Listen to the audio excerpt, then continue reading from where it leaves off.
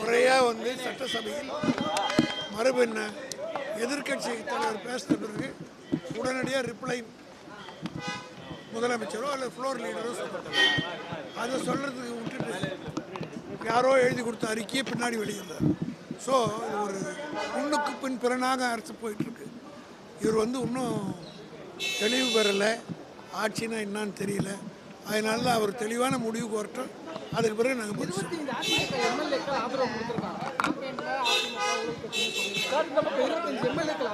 இதெல்லாம் பார்க்கலாம், பார்த்துட்டு தான் இருக்க போகிறோம். அதாவது தூய்மைன்னாரு ஆரம்பமே தூய்மையற்றதில் ஆரம்பிச்சிட்டார். அதை வந்து நீங்கள் தான் முடிவு போட்டோம். ஒரு ரெண்டாக பிரிஞ்சால் தானே இருக்குது. வர்டிகல் ஸ்பிளிட்னு வந்திருக்கு. இனி என்ன திமுகவானது அஇஅதிமுகவுடன் கூட்டணி வைக்கிறதுக்கு முயற்சி பண்ணுன்னு சொல்லிட்டு குடிச்சாட்டு. ஏங்க நாங்கள் கூட்டு வைக்கணும்னு பகிரங்கமாக சொல்லிட்டு போகிறோம். நாங்கள் யார்கிட்டையும் பயப்பட வேண்டிய அவசியம் இல்லை.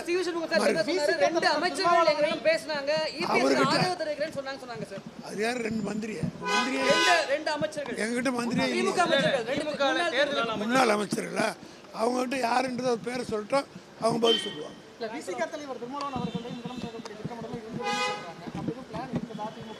அதெல்லாம் தவறுன்னு சொல்லிட்டு நம்ம ஃப்ரம் டே ஒன் நான் முதலே சொல்லிட்டேன்.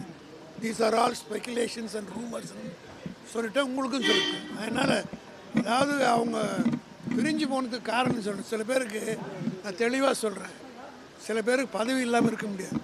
அதில் முதல் நாள் சி.வி. சண்முகம், அதாவது செத்துட்டா மரணம் அடைந்தார், இயற்கை எழுதினார் தான் போடணும். போட சில பேர் விரும்பும்.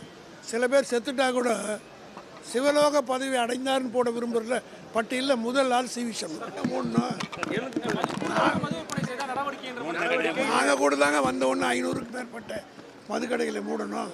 நீங்களே தானே செய்திகள்லாம் வெளியிட்டீங்க. புது தொடப்பம் கொஞ்சம் வேகமாக தான் பெருக்கும். பார்க்கலாம் பொறுத்து எப்படி செயல்பாடு